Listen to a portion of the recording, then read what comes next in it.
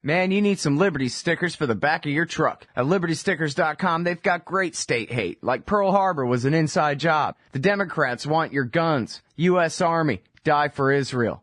Police brutality, not just for black people anymore. And government school, why you and your kids are so stupid. Check out these and 1,000 other great ones at LibertyStickers.com. And of course, they'll take care of all your custom printing for your band or your business at TheBumperSticker.com. That's LibertyStickers.com. Everyone else's stickers suck.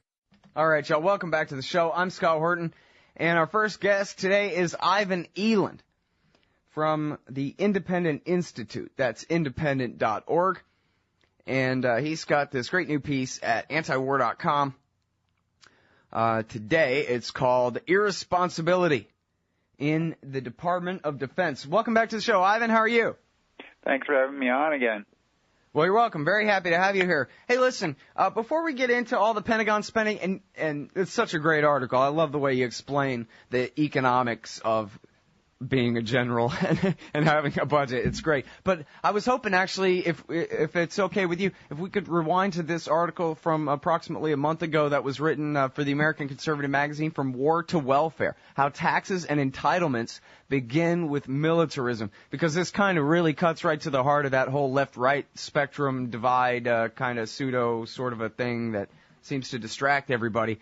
But the libertarian critique that it's all just one state, the warfare-welfare state, and that both sides accentuate and supplement and complement each other at the expense of all us regular people just trying to be free out here. It's such an important point, and you do such a good job of illustrating it for people. So, yeah, well, I think a lot of people, particularly on the conservative side, they don't realize that they like defense spending, and I think the government should be providing for our defense, but they don't equate it with all the big tax programs and social programs that have arisen because of warfare over time. They don't associate the two.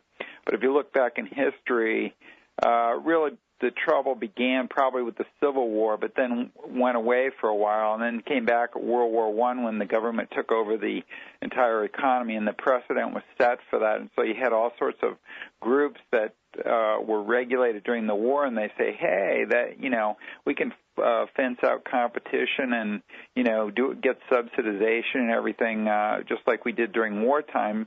We can do that during peacetime, and so the precedent was set. And really, the New Deal under FDR sprang from Woodrow Wilson's takeover of the economy in World War I, and that's not the only case of this. We have income tax, of course, originated in the Civil War, became the dominant form of taxation during World War I, and then, of course, became the mass tax. It went from a class tax on the rich to a mass tax in World War II, and also we developed withholding, where they can you never miss the money because you never see it. You never get the money, so they're taking it away. So it's a classic Orwellian type of situation. So that's just another example. Social Security really originated in Civil War pensions, where they gradually expanded the Civil War pensions to include other family members, parents, widows, orphans, etc. And so this later came back as the Social Security system. So we have all these things. The estate tax was born in the Spanish-American War. The list goes on. And a lot of conservatives, I don't think, focus on that.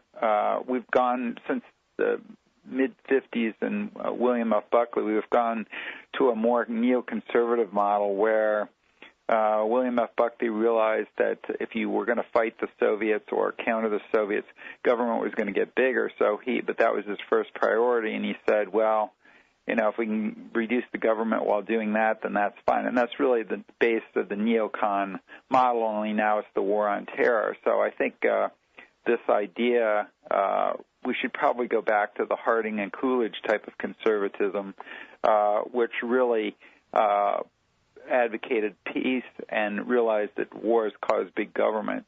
Back then, the Republicans realized that the Democrats are the party that was likely to take us to war, and they wanted to stay away from war so they could keep the size of government in check. But of course, that in the World War II period, that kind of evaporated.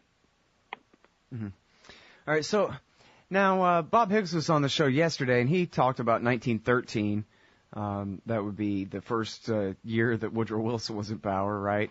As really the watershed in so many ways. Obviously, the Federal Reserve Act was signed that December, and income taxation got pseudo-legalized anyway by the 16th Amendment, that kind of thing. But could you explain for us in other ways, like just how much of a revolution it was? You talked about, I think the way you put it, Wilson just nationalized the economy during World War I. But what does that really mean? What kind of revolution was it from before him and then during? I mean, it wasn't outright. He outright nationalized the railroads on some things, but there were other models as well. He had indirect price controls, which of course became direct price controls during World War II. You see this every time there's a war.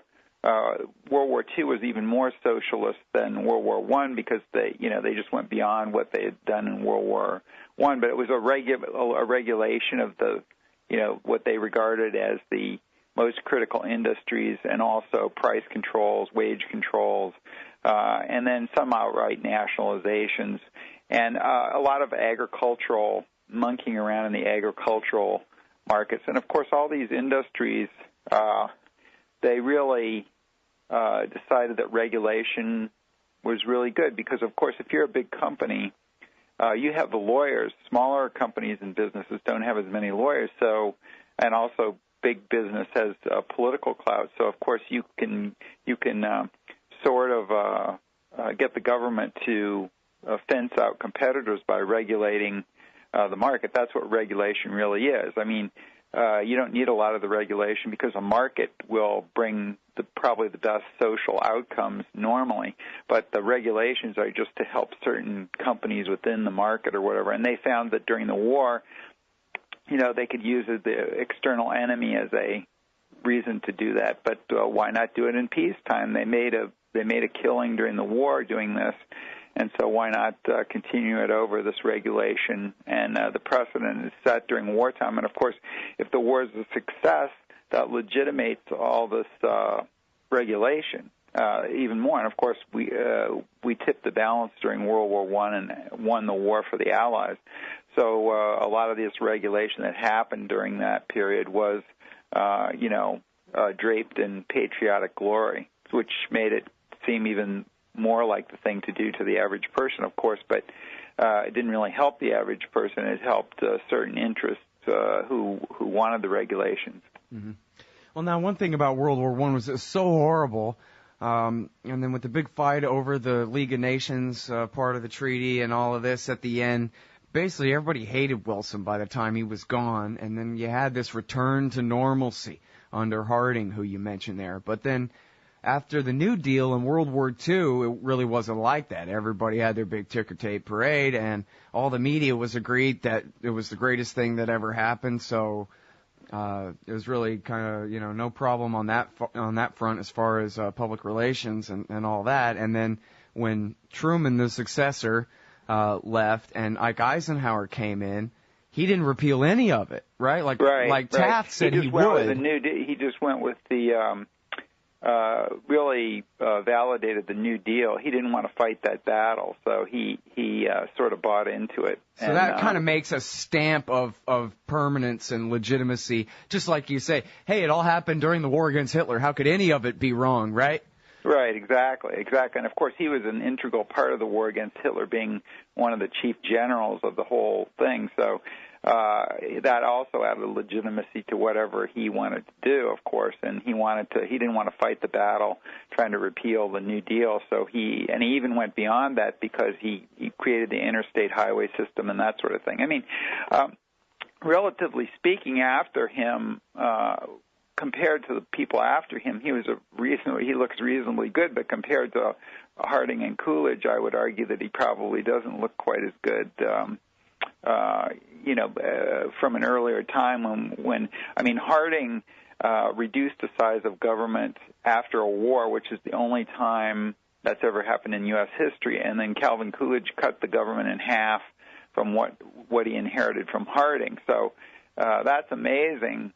by today's standards. And I think Eisenhower is sort of a little bit lukewarm. I guess you have to take presidents from the time period that they served, but clearly Eisenhower could have done more to repeal the New Deal. And, of course, Nixon came in after the Kennedy and Johnson administration, and Nixon was probably as liberal as they were. He's probably our last liberal president, creating OSHA, EPA, all types of things like that. So you see a lot of bad behavior from Republicans. And I think one of the reasons that we see seemingly unrelated domestic spending increases during wars is that you have those two factors as the precedent, set during war that we've been discussing that transfers over to peacetime. But there's also the case of, which is illustrated by the Reagan administration. If you want an increase in defense spending, you have to give House Speaker Tip O'Neill increases in domestic spending. So there's log rolling.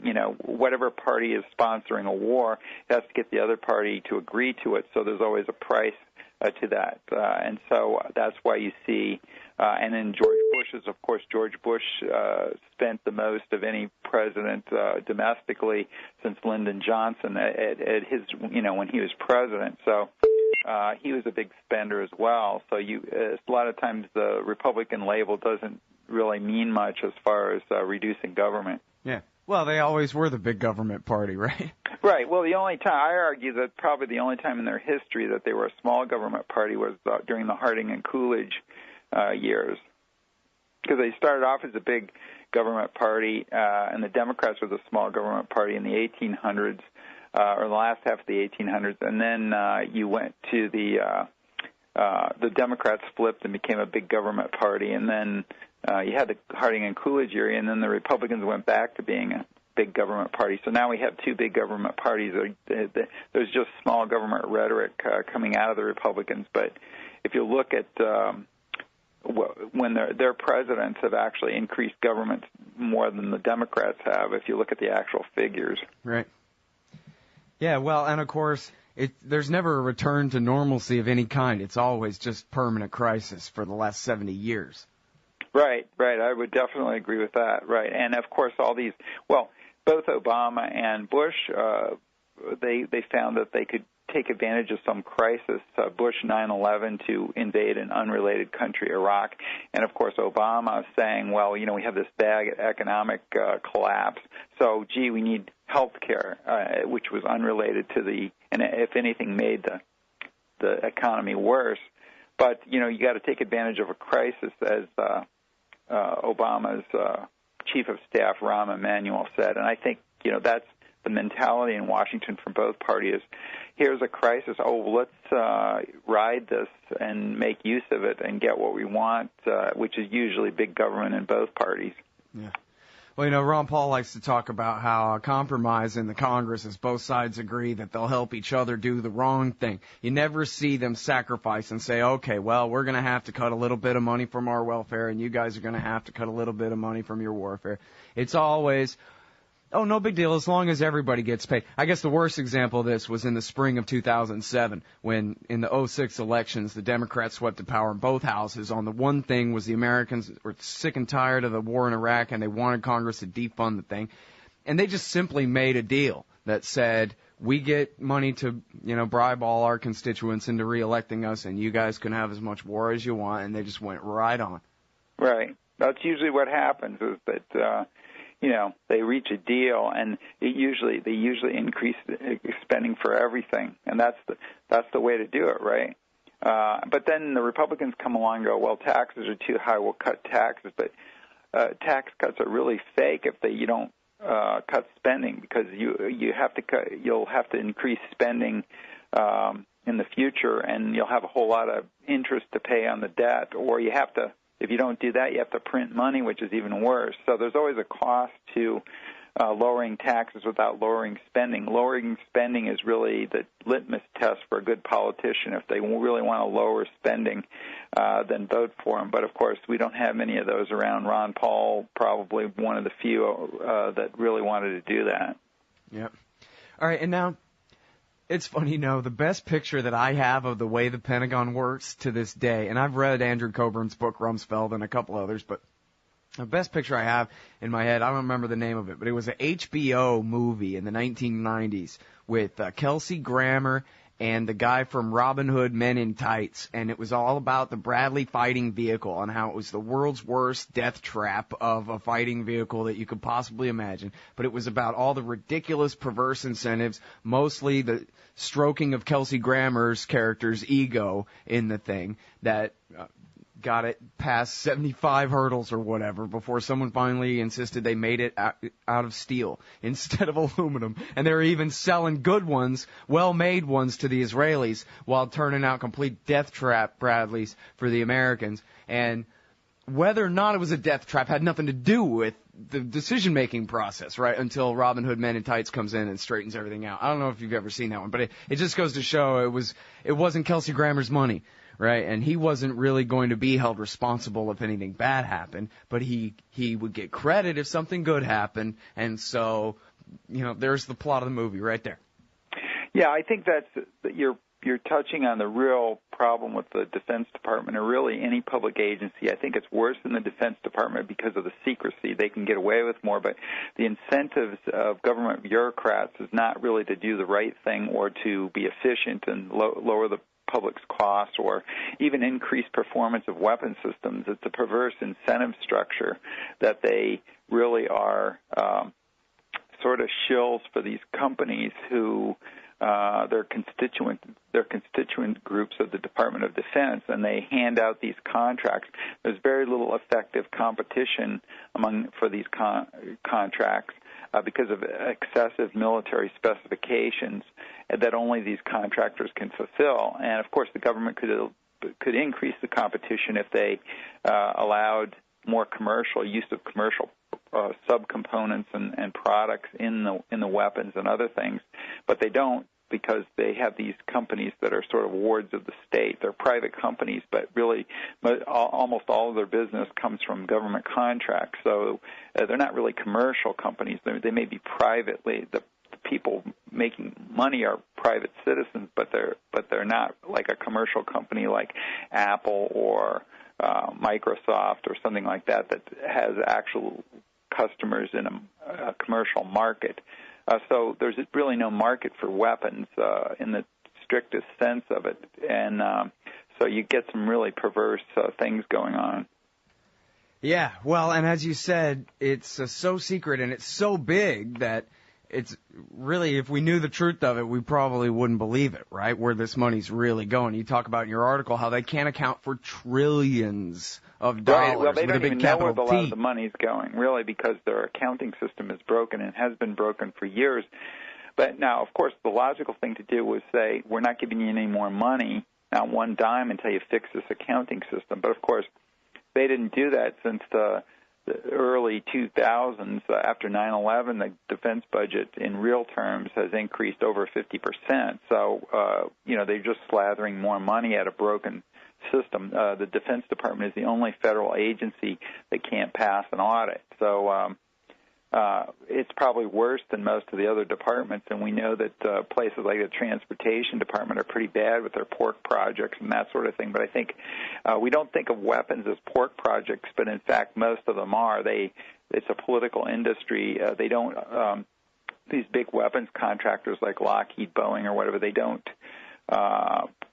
choose their subcontractors on the basis of what they're getting for the cost, the money, a good product for the money, who's the best subcontractor. They do it by geography, so they get it in a bunch of states. And, like you see these charts, and the most important chart in the congressional briefing that the contractor gives us always on the last page, and that is where the subcontractors are. And, of course, they're usually in like 48 states or whatever, and, how many hundreds of congressional districts, so they spread the contracts around, so it becomes politically impossible to kill the weapons program, even if it's out of date or unneeded or whatever, or just, poorly performing. And many of the, weapon systems are behind schedule, grossly over cost with cost growth, or they keep scaling down their performance,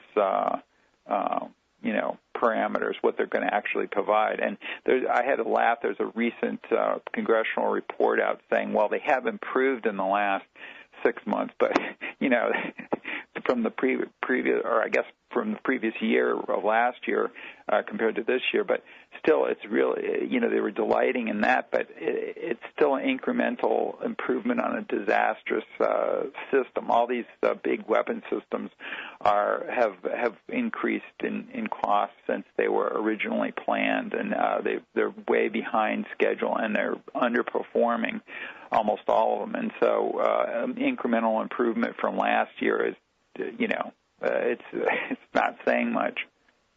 Yeah. Oh, by the way, a Facebook friend just dropped my footnote for me. It's called The Pentagon Wars, 1998, with Kelsey Grammer and Carrie Ells. I don't know, the guy from Robin Hood Men in Tights. Anyway, it's a great movie. If you've never seen it, you'd like it, Ivan. It's right up your alley, man. No, I haven't seen it, so I'll have to see it. Yeah, you will. You'll like it. I don't want to. I was about to say something about it, but I don't want to ruin it. But it's don't great. ruin the ending when the Defense Department is reformed, right? Right, yeah, everything works out great at the end. And well, this is the thing too. Even congressmen that I sort of kind of want to like, I just can't, because I hear him saying stuff like, oh yeah, maybe we need to trim down some of the waste, fraud, and abuse at the Pentagon. And I'm going, man, Al Gore can cut waste, fraud, and abuse. How about we cut some of our bomber programs? How about, we scrap 9/10 of our submarine force that we don't need, holding the whole world hostage at the point of hydrogen bombs? How about that to save some money? Yeah, I think we really have to. You can only get so much in fraud, waste, and abuse. I think you make an excellent point. I think what we really need to do also is to scale back on what we're doing. We're not just defending our country. We're really an empire. And if you haven't noticed what's going on in the Korean Peninsula, we have just really tightened our alliance with South Korea so that now we're helping them. Now we're pledged to help them if North Korea does a minor provocation. Before, we were just going to come and help them out if North Korea invaded South Korea, but now we have to help them, if there's a ship sunk or a artillery shell lands on a South Korean island, we have to go help them bomb the North. And I think that's really making things worse to a paranoid country and, making more escalation. But that's an example of, should we really be defending a country that has 30 to 40 times the GDP of its very poor and pathetic opponent? South Korea is no longer a poor country, and neither is Israel.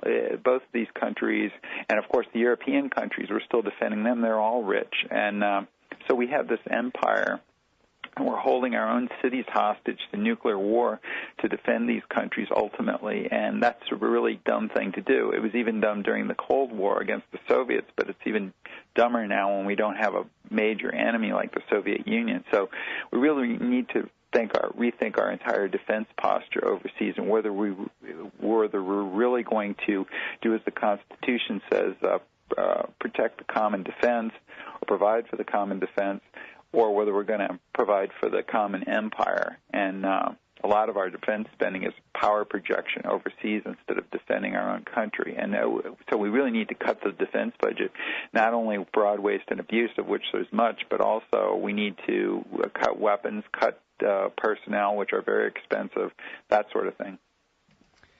Well, now, I can see how someone would argue, I'd disagree with them, I'm sure you would too, that, America's presence over there in Korea is really helping to keep the peace. If we weren't there, the North Koreans would try it, and so we're holding them at bay, that kind of thing. I'm sure you'd agree that we're... But what you just described, this new thing where, hey, if anybody shoots a mortar at anybody, it's all of a sudden a tripwire for war.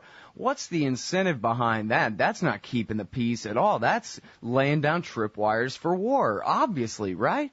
Right, exactly. And also, I think, certainly the North Koreans are unpredictable, and they do make big threats. Most of them are empty threats, because if the war started, of course, that they have a 1 million-man army, but it's not worth very much because they haven't replaced their technology and that sort of thing. But what we really need to do, we don't have to pull the rug out from under South Korea right away, but what you do is you say, listen, in 5 years we're going to abrogate this defense treaty, so you need to start building up your forces. We're going to help you, and we're going to gradually taper down our defense, and we want you to fill the void, and you're rich enough to do it. And, of course, now they have no incentive to spend money on defense because we're doing it for them, and they're never going to do that if we keep doing that. So what you do is you can put them on a glide path. You don't have to just abandon it so that there's a security vacuum and North Korea decides it can invade. I mean, South Korea has enough money to build a very robust defense force, as does Japan. And so, but Japan spends less than 1% of their budget on defense, or their GDP on defense. South Korea, it's a bit more, but still, they need to do much more than they're doing. They're relying on our shield. So both of these countries, and really all our allies around the world, should do more for their defense and call on us as a last resort, rather than having us down in the weeds responding to a stray artillery shell or something like that. So just because the U.S. isn't there doesn't mean there can't be security. These countries need to step up, and we need to gradually wean them off this idea that we're going to be the ultimate protector, and they need to, on a day-to-day basis, they really need to do more for their defense. Well, it seems like we could cut the Europeans off instantaneously. They don't have any enemies. Right. Russia's not much of a threat anymore, exactly. So you could cut them off probably directly. We're unwilling to do that. But in the case of South Korea, where they do have an active threat, or even Israel, although you could probably cut Israel off too, because the Palestinians and other Arab states are in disarray, and Israel has enough power without us right now that they could adequately defend themselves, including 200 to 400 nuclear weapons that they have. So you could probably also cut the Israelis off. The South Koreans, you probably need to put them down a little bit of a glide path down. All right, we'll have to leave it there, but thank you very much for your time. I really appreciate it, Ivan. Good to talk to you again. Thanks, Scott. Bye. All right, everybody. That's the great Ivan Eland. He is senior fellow at the Independent Institute. That's independent.org. And he's the author of the books The Empire Wears No Clothes and Recarving Rushmore, Ranking the Presidents on Peace, Prosperity, and Liberty. Hey, y'all, Scott here. Like I told you before, the Future Freedom Foundation at FFF.org represents the best of the libertarian movement. Led by the fearless Jacob Hornberger, FFF writers James Bovard, Sheldon Richmond, Wendy McElroy, Anthony Gregory, and many more write the op-eds and the books, host the events, and give the speeches that are changing our world for the better. Help support the Future Freedom Foundation. Subscribe to their magazine, The Future of Freedom. Or to contribute, just look for the big red donate button at the top of FFF.org. Peace and freedom. Thank you. Hey, y'all, Scott Horton here, inviting you to check out WallStreetWindow.com. It's a financial blog written by former hedge fund manager Mike Swanson, who's investing in commodities, mining stocks, and European markets. Wall Street Window is unique in that Mike shows people what he's really investing in and updates you when he buys or sells in his main account. Mike thinks his positions are going to go up because of all the money the Federal Reserve is printing to finance the deficit. See what happens at WallStreetWindow.com. And Mike's got a great new book coming out, so also keep your eye on WriterMichaelSwanson.com for more details. So you're a libertarian, and you don't believe the propaganda about government awesomeness you were subjected to in 4th grade. You want real history and economics. Well, learn in your car from professors you can trust with Tom Woods' Liberty Classroom. And if you join through the Liberty Classroom link at scotthorton.org, we'll make a donation to support The Scott Horton Show. Liberty Classroom, the history and economics they didn't teach you. Hey, y'all, Scott Horton here for the Council for the National Interest at councilforthenationalinterest.org. CNI stands against America's negative role in the ongoing Israeli-Palestinian conflict, the war party's relentless push to bomb Iran, and the roles played by twisted Christian Zionism and neocon-engineered Islamophobia in justifying it all. The Council for the National Interest works tirelessly to expose and oppose our government's most destructive policies, but they can't do it without you. Support CNI's push to straighten out America's crooked course. Check out the Council for the National Interest at councilforthenationalinterest.org and click Donate under About Us at the top of the page. That's councilforthenationalinterest.org.